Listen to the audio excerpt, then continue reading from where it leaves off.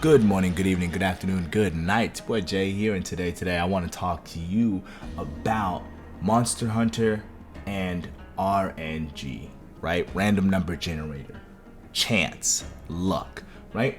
So what I want to talk about a little bit is let's look to the future and talk about how much RNG and where should the RNG come from when it comes to making your armor and weapons, right? If you play Monster Hunter, you've dealt with some level of RNG at some point, right?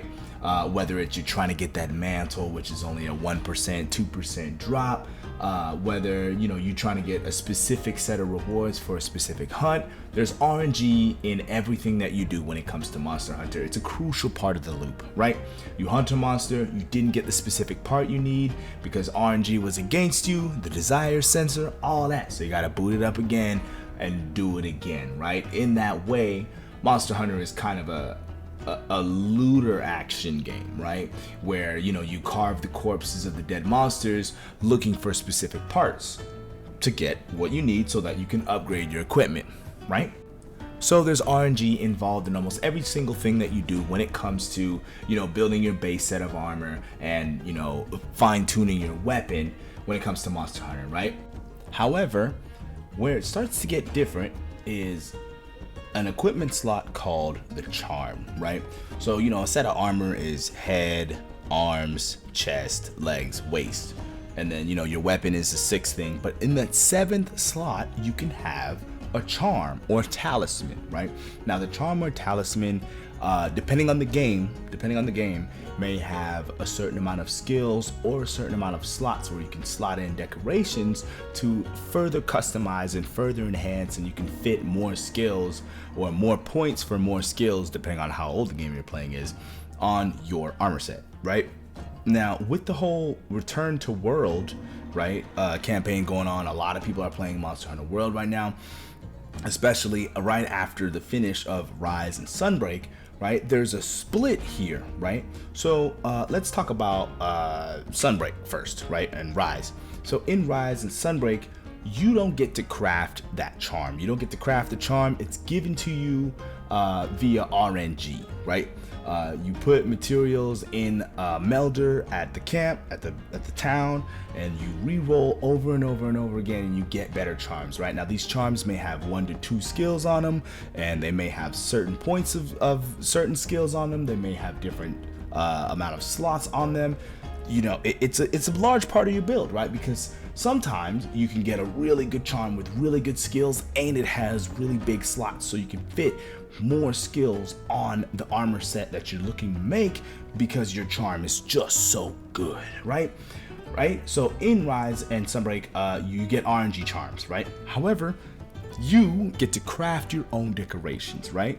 You go to the blacksmith and you say you want to make some decorations, and you use monster parts to craft the decorations you want. You can target that, okay, I want more attack boost decorations, I want more expert decorations, I want a weakness exploit decoration. You get to craft that on purpose, right? There's player agency there. You can see what is need to make the thing, and then you go out, hunt the monsters, and then come back with the parts and make the thing, right?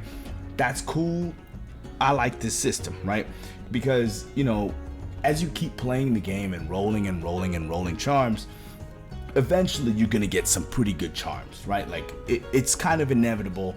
If you are, going back and, pushing in more materials and re-rolling, eventually you're gonna get a charm that's pretty serviceable. You're gonna get a charm that's pretty nice, right?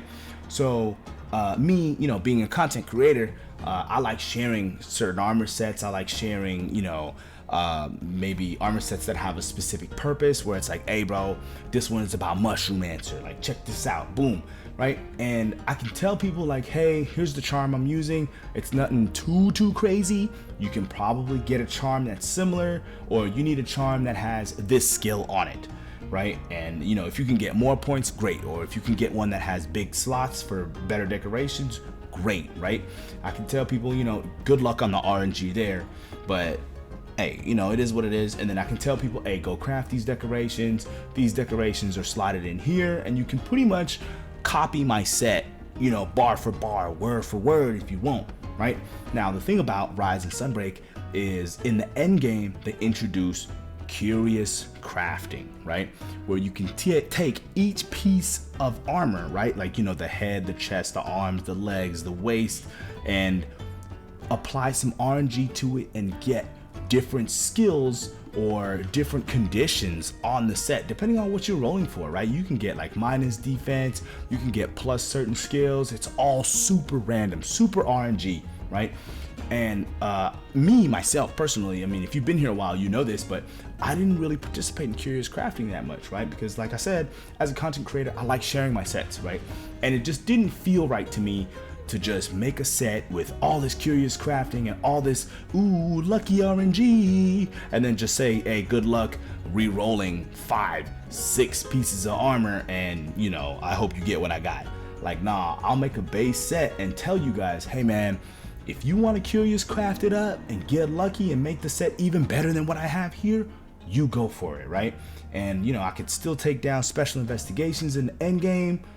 Like, you really don't need Quirious crafting, but hey, it's there if you really want to enhance your set and really super min max, you know, as many skills as you want. It's there, right? So that's Rise and Sunbreak, and that's that system.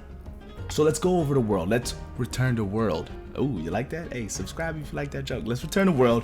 So in World, it's kind of flip-flopped, right? In World, you get to craft your charms, right? Now, here's the thing about charms. Really, it just gave you a skill, right? Like, you went to the blacksmith and, you know, you get to craft a certain charm, and then you can upgrade that charm a certain amount of times depending on what skill is on there. And, you know, you get 5 points of maybe critical eye, right, through your charm. But there's no like slots on the charms from what I remember. I'm talking off of memory right now. But yeah, so you get to craft the charms, you get to control the charms, and you can tell people, hey man, go to the builder and make this charm. When you're talking about World, that is, right? However, you cannot tell people, hey man, slot these decorations in. Why? Because all the decorations you get when it comes to World and Iceborne are completely random number generator, right? Like RNG, they're random. At the end of each hunt, sometimes you get a couple decorations, sometimes they're good, sometimes they're bad. Like, it is what it is, you know what I'm saying? And like right now, it's a good time to play World because we have certain event quests where they give you more decorations than normal at the end of the quest, and you know, you get more opportunities and more chances to re-roll the decorations, right? Which is fine. Like, you know, I prefer, you know, the Rise Sunbreak way of things where almost every hunt I do contributes toward re-rolling a charm, or, you know, re-rolling a Quirious craft at the end game. But hey, you know, in World Iceborne, you can grind up the amount of decorations you need. You can grind it out. It may take you a while. It's RNG. Cool, right? Now, I spend quite a bit of time on Twitter, you know what I'm saying? I'm lurking, and I see people arguing about this all the time. No, this system's better, this system's better, this system's better, this system's better. Whatever, I'm just here talking about preference. I prefer the Sunbreak way of things because I feel like if you are rolling charms after every quest, you're gonna get a charm that's comparable, right? And you're gonna get a good one, and you're gonna be able to emulate someone else's set.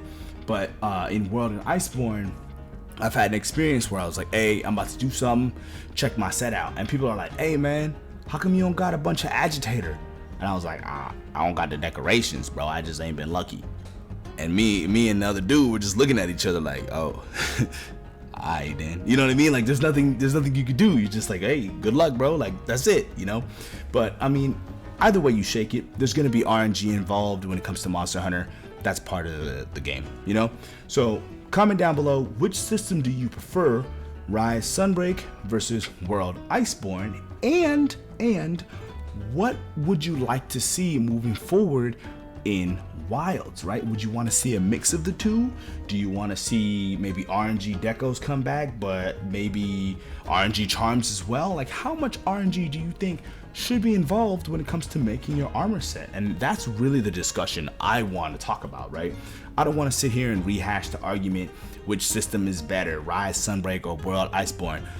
That's in the past. I do want to hear your opinion on that. I do want to see in the comments down below, but really I want to talk about the future.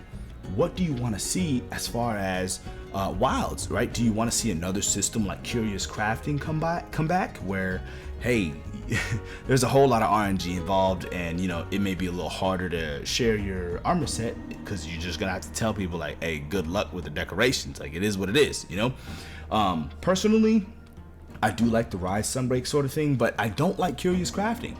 I don't use it. I just don't, because I feel like it's just too much RNG to sit here and say, hey bro, this cool armor set, I'm able to do all this cool stuff in the hunt, and you're gonna have to re-roll 6 pieces of armor, bro. I hope you get what you need. Good luck. Like, I don't know, I don't want to tell you guys that and leave you guys out in the cold. I'd rather make an armor set and say, hey, you can make it better with Quirious crafting if you want, but the concept of the armor set still works even without it. Go for it, go crazy, right? So this is the real meat and potatoes of the conversation that I want to have, is how much RNG do you think should be involved in your armor set when it comes to Monster Hunter? And what do you want to see in Wilds? Do you want RNG decos to come back? Do you want to say, you know what, take away all the RNG and give the player more agency, give the player more ability to control what skills they have on their armor set? Maybe you can craft decos and craft charms. Cool, right? And maybe the RNG only shows up in the endgame system. That way you can choose to opt in or opt out, like I have with Sunbreak. Let me know in the comments down below. Let's start a discussion. I do plan on replying to each and every comment that hits this video. And, you know, let's be civil in the comments, right? It's okay to have different opinions. I didn't say one specific you know, way of doing things when it comes to Sunbreak versus Iceborne is better. I just say I prefer the Sunbreak way, right? That's okay. Maybe you think I'm wrong. That's cool. There really is no right answer at the end of the day, but I want to hear my fellow hunters' take on how much RNG should be involved when it comes to making a set of armor, when it comes to making a build in Monster Hunter, and I want to hear what you want to see in Wilds as far as RNG on your armor set. I've been JCan. Thank you for watching. As always, I'll reply to each and every comment that hits this video. Happy hunting. Peace.